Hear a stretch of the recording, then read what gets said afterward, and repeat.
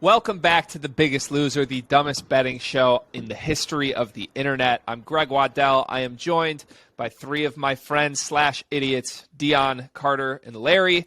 On the show, we compete to see who can bet the least bad, and then the person who fails has to do a punishment of the winner's choice. Let's look back and see how last week went. First of all, these three tried, didn't work. I was the only one in the green, up $395 to be exact. I called LSU defeating Alabama, and I'm still riding a high because of that.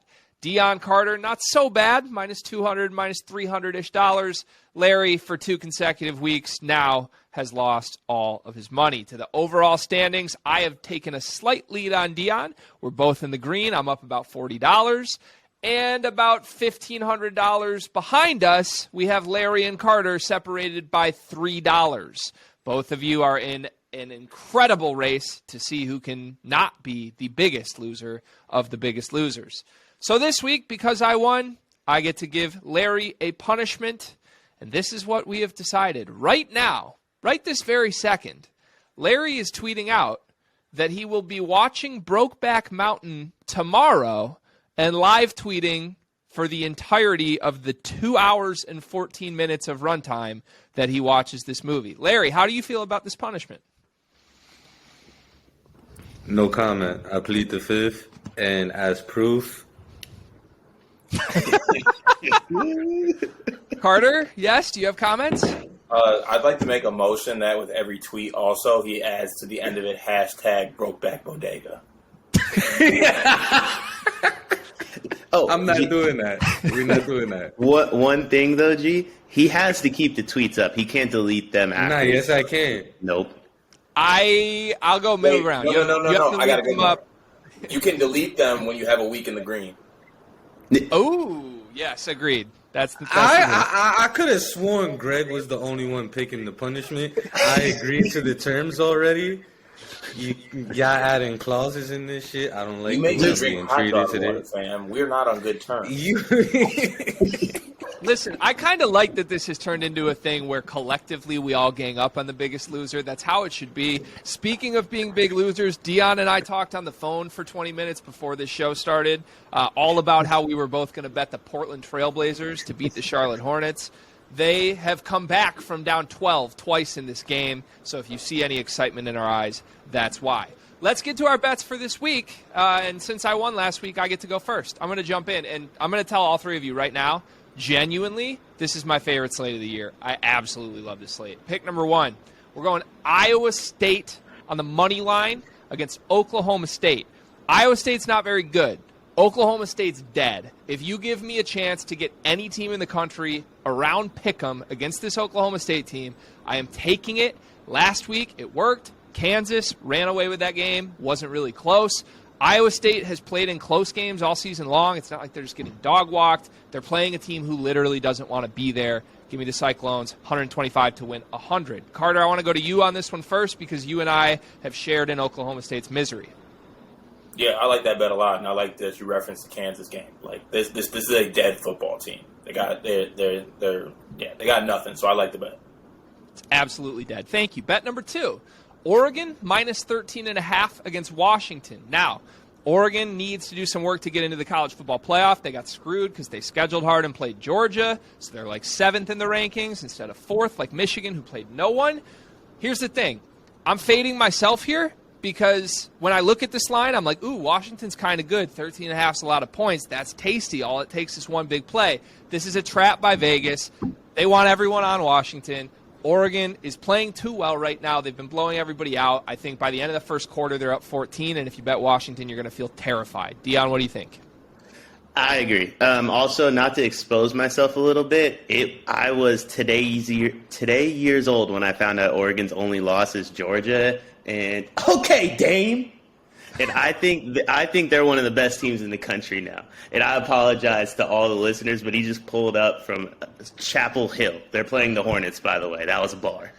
We are here, and thank you for that bar because it's a great segue into my third pick. I'm taking North Carolina plus 3.5 against Wake Forest. Here's the thing. Wake Forest, talk about dead football teams. 2 weeks ago, Sam Hartman threw about 7 interceptions in a quarter. They lost to Louisville by 40. Then last week, I'm thinking, oh, it's a bounce back spot. He's going to get me. Sam Hartman cost me $37,000 last week because he's dead. He doesn't want to play football. Carolina's actually good. Drake May should be rising above me on everybody's white boy rankings here. I'm taking Carolina with the points, 3.5. Larry, what do you think?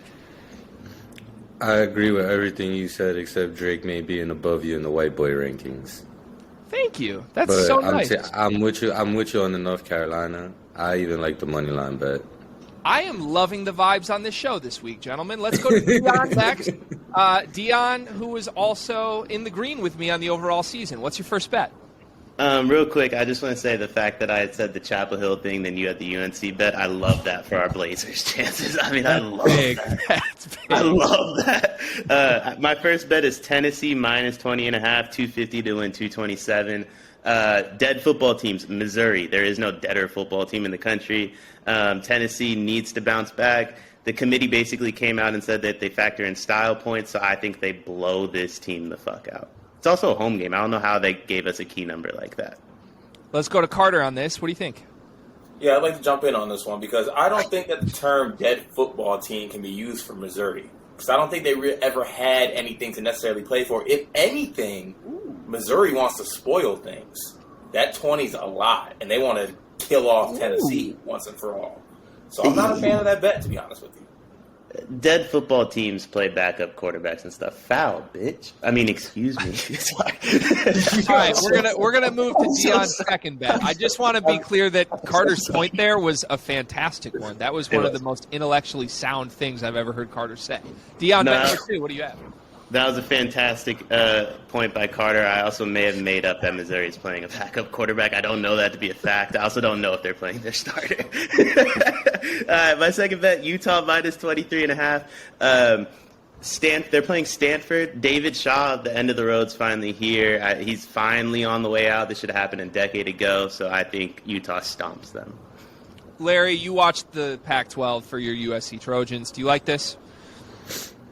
Yeah, Utah is really good. They're better than they beat USC. That's enough for me, USC.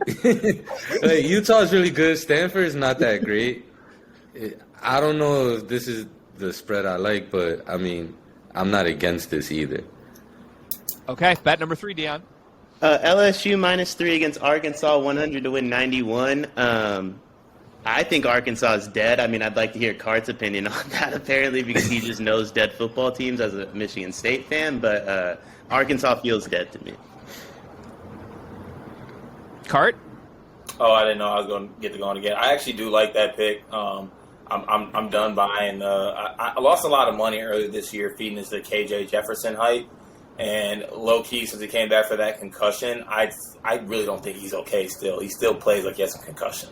So, like, I'm off it. I'm off Arkansas. I like that pick. And LSU actually might be kind of good, which is strange.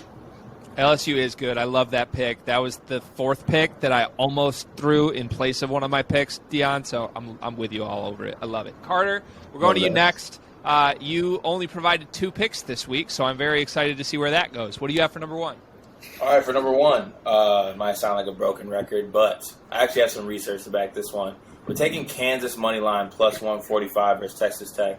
Texas Tech's quarterback, a true freshman, Morton, actually came in and played pretty well, pretty highly rated recruit.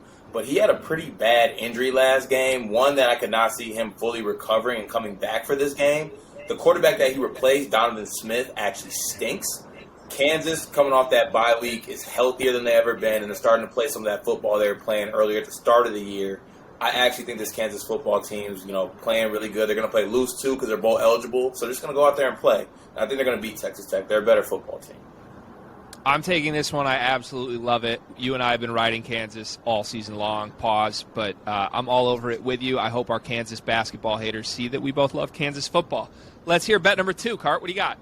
All right, bet number 2, we got an NFL parlay. And I'm tempted to say that this actually – I don't think this misses, to be honest with you. I would throw the can't-miss parlay into this.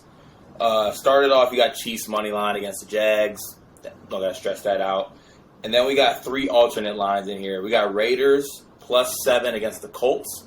The Colts are doing Make-A-Wish on their coaches. The guy called, no, don't fall for it. Don't fall for they rally around Jeff Saturday and the random 30-year-old passing coordinator who finally gets to call plays. Team stinks. Jonathan Taylor's hurt. Sam Ellinger stinks. They're hurt all over the place. Give me Raiders +7. Next one, Dolphins +7.5 versus the Browns. Dolphins, really good football team. Made some moves at the trade deadline. Were a good football team before, still are a good football team. Don't think Jacoby Brissett is a player or a quarterback at this point who can expose their defense that might be a little bit shaky. And last, we got the Chargers +14.5 against the 49ers. The Chargers really need that football game, all right? And I know that Deion's going to give me that little look, but I'm feeling pretty safe at +14.5 with the alternate spread. And that is basically even money. That's $400 to win $464. So I want to throw to both Deion and Larry on this one, but first I just want to acknowledge that we're throwing format out the window here for Cart in a variety of ways. Number one, apparently the 30-second window is completely gone. That was about 2.5 minutes. Number two, you said this is $400 to win $464, right? And your first bet was $150 to win $217.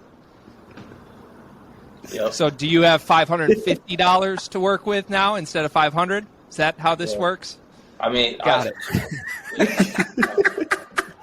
I mean, not winning a bet in 4 shows would do that to you.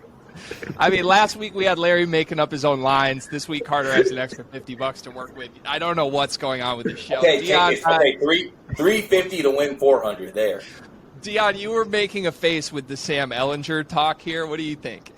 Yeah, so I like every pick but the Raider one because, first off, Jonathan Taylor was a participant in practice today, so that whole spiel you went on about him being hurt just isn't It true. doesn't matter. Have you watched, bro, he's my fantasy running back. I've watched him every game this year since he sprained that ankle. He's hurt. He's hurt as shit. Okay. Also, and I don't know how true this is. You can't really trust Twitter anymore. But yesterday, some dude said that TMZ is going to drop a report on the Raiders that's going to blow this team up. So it's not that I don't like the pick. I just don't like the pick on Wednesday at 5:50. I would probably like the pick Sunday morning, once some of this stuff clears up. I'm betting them to win. Supposedly, this is Josh Jacobs. I don't know how much you guys have heard about that, but there was a string of tweets from Josh Jacobs that essentially was damn, people really make shit up these days. So people are expecting bad news to drop with Josh Jacobs. Larry, what do you think of this entire shenanigans-led parlay here? It's hilarious. Taking the I get it. He's playing it safe, but Dolphins +7, Chargers +14 is where's the risk in any of this? So I guess the Raiders pick, you don't expect them to lose by more than 7, but the Raiders have tried to be good all season and have been one of the worst teams in the NFL. They just got shut out a week ago. I don't know if I like that pick. I want to defend Cart a little bit. He's 0-10-1 in his last 11 No, bets. like I said, I get it. I get that he's playing it safe with the other 2 picks in the parlay. It's just I don't know. You know me, I take double-digit spreads, so I can't talk. It's now we've we've swung 4 shows since he would have bet. We've swung all the way around from hating Carter's pick to defending it for Carter while he just sits here with a sad look on his face. All right, if you haven't had your fill of Carter Elliott yet, again, pause. Since you only gave 2 picks, you have the floor for 30 seconds now for whatever you'd like to do with your third. I'll keep it short because I went over 2.5 minutes, like you said in the other one. But there was no more fearful and sad person than me looking at this slate. I can't see anything clearly anymore when it comes to this show because all I do is lose. And when you all you do is lose, you come up with a money line parlay where you pick 4 alternate spreads where you're flipping teams that are favorites over to the other side where they're not favored. Well, I wish you the best of luck, my friend, until you approach me, because as of today, you are $1,428 behind me. We'll see if you can chip away at that. Let's go to Larry next, who is $3 ahead of Carter in the standings and will be enjoying Brokeback Mountain tomorrow. What do you got?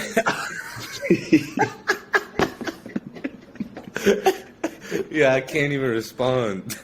I'm going Tennessee alternate spread minus 16.5, 250 pays back about 130.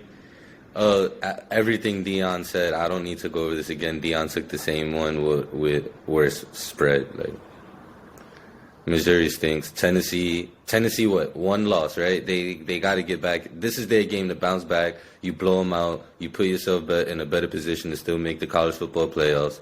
Missouri has nothing to play for. I took the alternate, try to play a little safe, but it's still 16.5 points. I didn't turn them into underdogs. Yeah, so since Deion is on the same wave as you, let's go to Carter on this. Are you in? You were out on Deion's minus 20.5. Are you in on Larry's minus 16.5? Yeah, I'm in on it actually, just because he looks like Willow Smith. Larry, what do you got for bet number 2? Taking Bama in a bounce back spot minus 11.5 against Ole Miss.